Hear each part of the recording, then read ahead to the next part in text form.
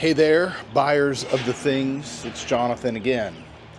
I was thinking, there's a new and possibly final Mission Impossible movie coming, and I haven't seen some of the latest ones, and it's been a long time since I've seen the first 3 or 4 or 5 or whatever it was I saw. I don't remember for sure. I know I haven't seen the last,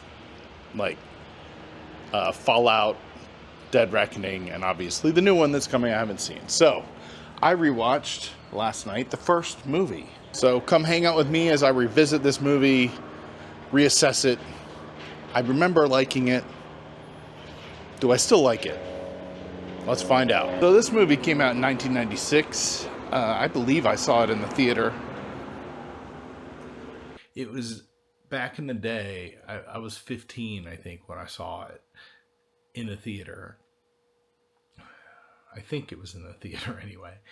But later, at least, this is one of the first memories I have of, if not the first, but one of, for sure, seeing a movie and then realizing if I watch this movie again, it'll be a different experience now that I kind of know what's going on. I love all the twisting. It is a little over the top here, but I love that. I enjoy that. And obviously, Tom Cruise was already very well known at that point, but I think you could argue that this franchise ended up launching him into another stratosphere ultimately. Maybe not immediately with the first movie, but it ultimately built into that, and obviously he kind of built his own. I mean, I don't know what he was producing before this, but he built like a production company around this franchise, sort of, that, you know, other stuff was made too, but and his current creative team was built through that process, right? Some of the things that stood out to me the most this time was I forgot Emilio Estevez is in this movie. And then I forgot that Leon, the professional, is in the movie. Imagine that. You've got the professional teamed up with Marcellus Wallace and Emilio Estevez. Well, they came after. They were not together. But still, like, those three characters, I mean, I remember Bing Rames being in it, but the other two, I just kind of, it slipped to my memory. I personally think the movie benefits greatly from Brian De Palma directing it.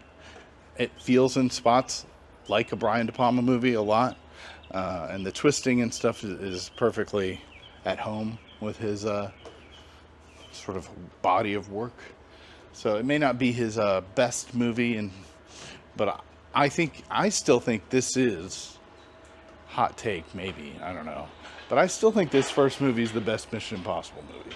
Not that that's all that uncommon in a franchise, but it's not always the case. I think you could argue, like the Harry Potter movies, they certainly change over time, and I don't think everyone agrees the first movie is the best movie, because the tone's so much darker later, and I think a lot of people prefer the darker tone. And shit with the helicopter in the tunnel at the end with the train.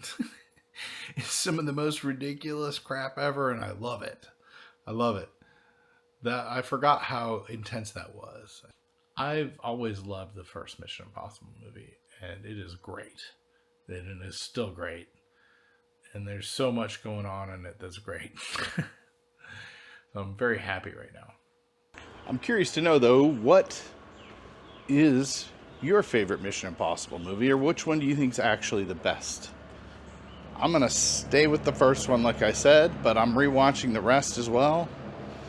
I already rewatched the second one, but we all know that that's not going to be the best, right? Although I think that movie maybe gets a lot of more crap than it deserves, but there's some spots. There's some spottiness in there. There was nothing in this viewing, like there's nothing in the movie that I think should be different. I like it exactly how it is. You know, the only thing is, let's keep Emilio Estevez's character alive. And I felt bad for him. I felt like he was getting made fun of, and then he got sabotaged, essentially, and it looked like it was his own incompetence, and it just really wasn't, except for maybe his own ability to see it coming, I guess. But nobody saw it coming. So the one other funny thing is watching how they handle computers in the 90s, right? I remember this, in like movies like Hackers, but it's funny because it's like an awful lot of people didn't, especially then, weren't comfortable, didn't really understand how to portray computers realistically in movies. So you get all these, you just get all these ideas, all these attempts to try to do something that makes some kind of sense. And this movie definitely has some stuff in it or related to the Job searching and sending email. I don't know where he's coming up with these email addresses exactly. It's just picking things out of thin air.